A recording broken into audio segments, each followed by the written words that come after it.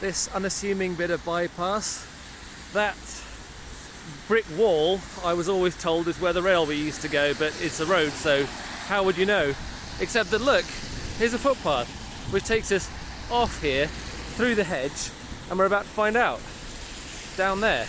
Now, away from the traffic, this is what's called the Solar System Greenway. This bridge, although it looks very modern, well, I think that this one is the modern one, but just behind it, down there, is an older one, which was the road bridge over the railway when this was the route of the North East Mainline into York.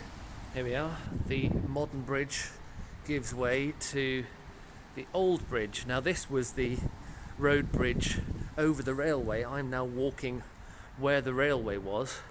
This lovely brick bridge, which was where the railway entered York back when this was the North East Mainline. Now, as we're following along, the pitch is there, the White Rose Centre, and across the field on that side is York College. Now, I'm old enough to remember when they built that, and down there, which you can't see now, but the road's up there, we'll be going under the road, following the route of the railway, and down there are the pitches where I used to play rugby and football when I was at school. Now, here we are coming up to the bypass, and that, believe it or not, is the sun. This is a model of the sun which is to scale for the distance we're about to travel. The route of the old main line goes down to Selby, and along that along the cycle route are the planets of the solar system laid out to scale. Now at that scale, this is the size of the sun, and we'll be seeing the 4 terrestrial planets very shortly. I think you can even see Mercury already over there. The 4 terrestrial planets are really close together, surprisingly so, so let's go find them. Here we are already, just arriving, and here is Mercury. Now this, at this scale, Mercury is tiny. There it is, there's Mercury at the top there. And we've barely travelled. I mean, there's the bypass. So here's Mercury already. One thing I do like is that they have the astrological symbols. This one's a little bit marked, but yes, the symbols for the planets are on the pedestals as well. And on each of them they have 3 plaques telling you interesting stuff about the planet. And these signposts as well tell you exactly how far you've got to go to the next interstellar or stellar body. And yeah, so the next one, Venus, in that direction, is 50 million kilometres. So another 50 million kilometres will get to Venus, which is already in visual range. So here we are. We have barely travelled any distance at all, but we're already arriving at Venus. Here is Venus. In much better nick, this one actually. And you can see the planet is much larger than Mercury and completely bright white. Now Venus is the brightest body in the solar system after the moon, as seen from Earth of course. And in terms of distance travelled, there's the bridge and there's Mercury over there, and here's Venus. The terrestrial planets are very, very close together, especially when taken in the context of the entire solar system. They're really, really close in. Venus itself is so bright because its atmosphere has thick methane clouds, which keeps the surface so hot, but it also means that it is bright white and reflects most of the sun's light onwards to us, so that's why it's the brightest thing in the solar system. Fascinating planet, this one. One of my favourites. In fact, just to give you an idea of how close these are, Earth in another 41.5 million kilometres. There's Venus. That's the sun over there. We've just come from the sun. There's Venus, and I'm already, I mean, Earth is just up here, so I'll do this in real time and walk directly from Venus to Earth. Venus, of course, the only planet that spins the opposite direction from everything else in the solar system. They all spin the same way, apart from Venus, wants to go the other way around. Venus is also the only planet in the solar system named after a woman instead of a man. So yeah, lots of reasons to like Venus. Fascinating planet. Closest in size to Earth, although completely uninhabitable. Mars, this is the next habitable one after Earth. is nowhere near as big. Gravity is about, well, less than half, I think, what it is on Earth. But we'll find out about that when we get to Mars. Here, this is home. This is Earth. Welcome home. That didn't take us very long at all. There's the Sun, Mercury, Venus. Here's Earth with the Moon as an added bonus. At the time, I somehow forgot to take any footage of Mars. It's not far beyond Earth, but here's a couple of photos anyway.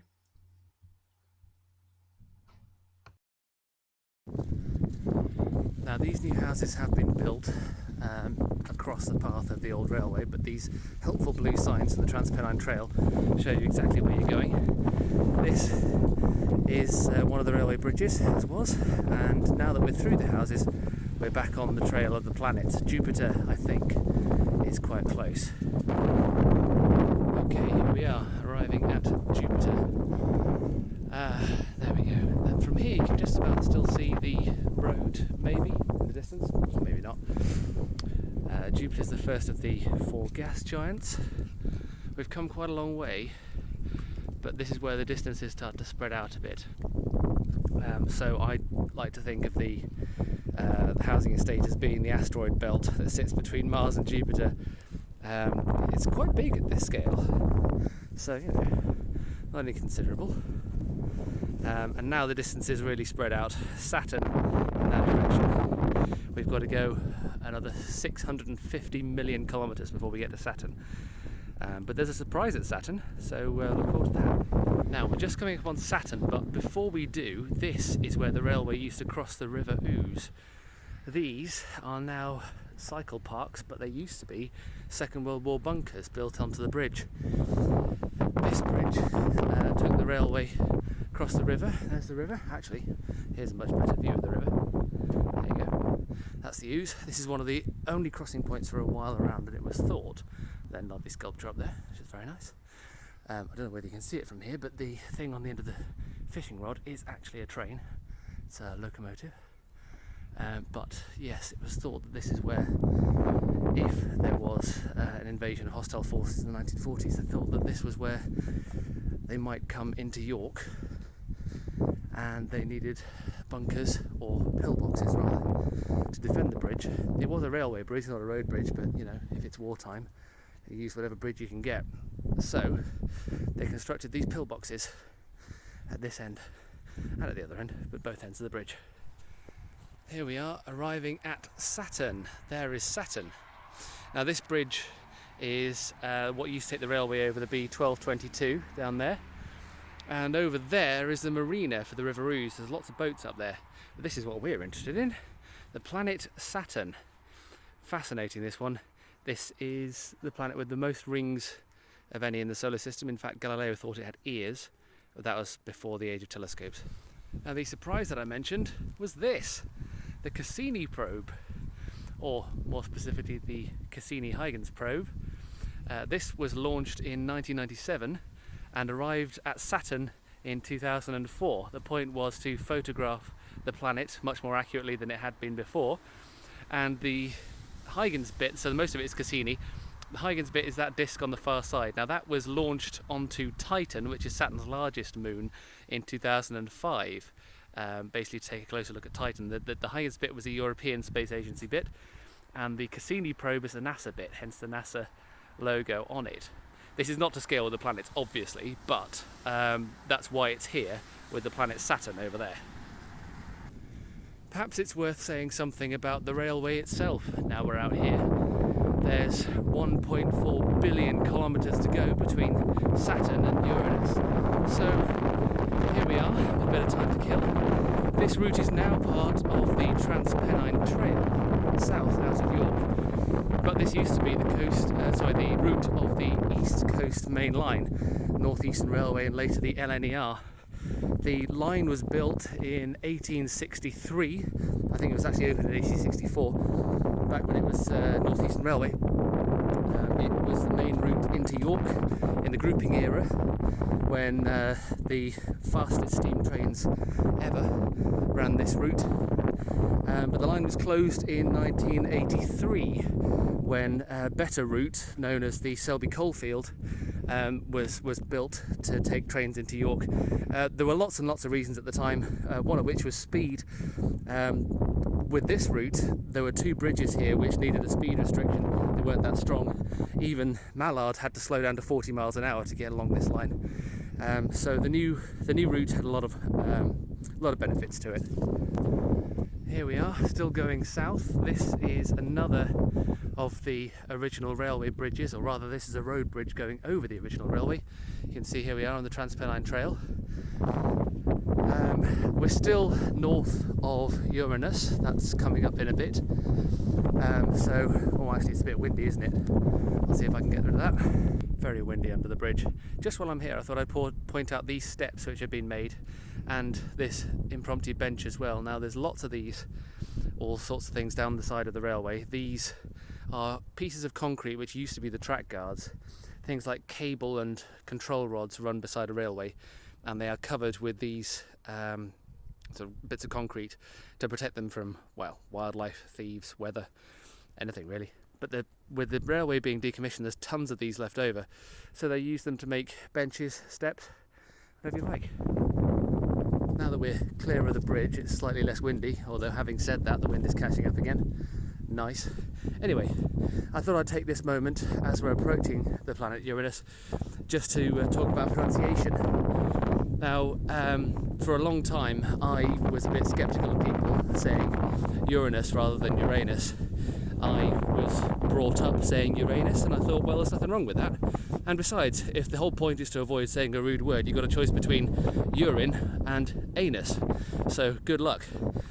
However, I've learned as an adult that the Greek god, after whom the planet is named, is in Greek called Uranus, which to a Western ear sounds much closer to Uranus than to Uranus. So that's why I now say Uranus. Here we are. After a long, long while, we've arrived at the planet Uranus. There we are. Saturn is a mere 1.4 billion kilometres behind us. Neptune onwards another 1.6 billion kilometres, so more or less same again. Here is Uranus. Fascinating planet, this one. Again, more rings now than we ever thought. Second most rings in the solar system, but I'll have to fact check that one.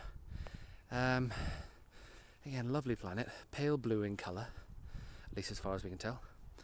Onwards to Neptune. Now we're losing the light, understandable given that we're heading out from the sun, but right here, this is where we are at the northernmost end of the Selby Coalfield. This is the reason why the main line was diverted. Well, this is one of the reasons why. In 1983, a new coal open plan mine, open pit, or Selby Coalfield here was opened.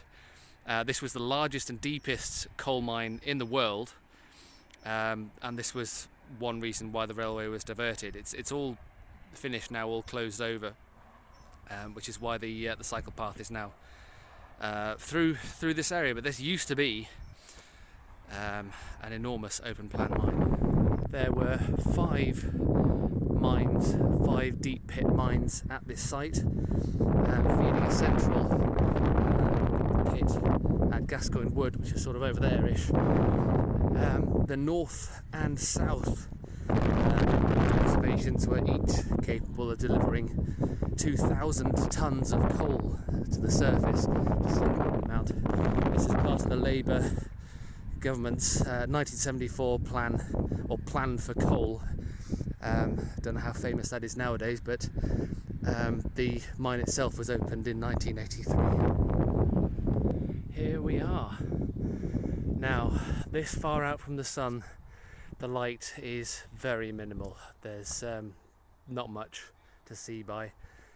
The path continues out that way, but here we are at the farthest reach of the solar system, the last gas giant, Neptune, the blue planet. There it is. It's a lovely one, this one. It's very, very odd, strange planet. The path continues onto Pluto in another 1.4 billion kilometres, so we will continue. This is the last of the major planets though, Neptune. As we continue outwards from Neptune, above us, you can see the moon. I mean, we're walking a scale model of the solar system, but there's the real thing, or some of it at least. Well worth seeing. So, what is the deal with Pluto, like for real though? Because when this path was made, there were 9 planets, or accepted to be 9 planets in the solar system, and Pluto was one of them. However, now, people are saying Pluto isn't a planet, etc, etc. I'm all for tradition, and I was one of the Pluto defenders, and yet now I'm also happy to say there's 8 planets. Pluto is not a planet, so what gives? The thing is, when they're exploring the solar system with things like telescopes and radio telescopes and all the rest of it, discovering new stuff all the time, it's really cool. They're finding new planets, or at least stuff which in the past we would probably have called planets. And it turns out there's a lot more stuff in the solar system than we thought there was. For example, in the 1700s, I think, the 18th century, they discovered a planet between Mars and Jupiter, which they called Ceres. And, for a while, that was accepted as a planet as well. But now we don't learn about Ceres. As time went on, there were more planets as well, apart from Ceres, discovered in the gap between Mars and Jupiter, more and more and more of them. And the thing is, the more they discovered of these small planets, the more they started to feel a bit more uncomfortable about calling them planets, because they were much more like each other than they were like either the planets on either side. They were small, they were rocky, they had their own orbit, they were clearly not moons, but they were nothing like either Mars or Jupiter or any of the other planets they knew about. Eventually, as they discovered more and more and more and more, they accepted that actually this was more like a ring of asteroids. So that's why we now label it as the asteroid belt, which sits between Mars and Jupiter as you go out. And we don't label them all as planets because there's hundreds of the damn things. So we're just happy to label it as the asteroid belt. Later on, with much more advanced exploration materials and new telescopes and so on, the same started to be true of the outer rim of planets beyond Neptune. Yes, there was Pluto, and they discovered more and more like Pluto, and again, they're nothing like any of the other planets. Small, rocky, icy, they're asteroids. So again, there came a point where they went, actually, Pluto isn't like a planet, and it's much more like an asteroid. We've already got a field which we call the asteroid belt. So this new belt of asteroids outside of Neptune, they call the Kuiper belt. And so that's what we have on our maps now, or at least our charts of the solar system. We have the 4 terrestrial planets, then the asteroid belt, then the 4 gas giants, then the Kuiper belt. Pluto being one of the asteroids in the Kuiper belt, not a planet in its own right. Now that we really have lost all of the light, the last stop up this little slope, down there is the path, but up here we reach the last stop, tiny Pluto. There is Pluto. Tiny, tiny speck. Now known to be part of the Kuiper belt, not a planet in its own right. But here is our signpost leading onwards. Where? Alpha Centauri. Next closest star, 40 trillion kilometers away. But right here, this is the edge of our solar system, the Kuiper belt, marked by Pluto. Pluto, in fact, does have its own moon. That's what's shown here. It was discovered in 1978 and it's named Charon, after the boatman that ferried the dead across the river Styx. So although it's now no longer accepted as a planet, it does have a moon. And if you chose to mispronounce it, you could say the moon is called Charon. Here we are. Now this is something that I was really excited to see, though of course daylight would be preferable. This is the Voyager 1 space probe, or at least a model of it. Voyager 1 cleared the solar system recently and is now the furthest man-made object, well, it always was, but you know, it's cleared the Kuiper belt. It is outside of the solar system, and it will continue to transmit data until it can't do that anymore. That is literally pushing the envelope. How cool is that?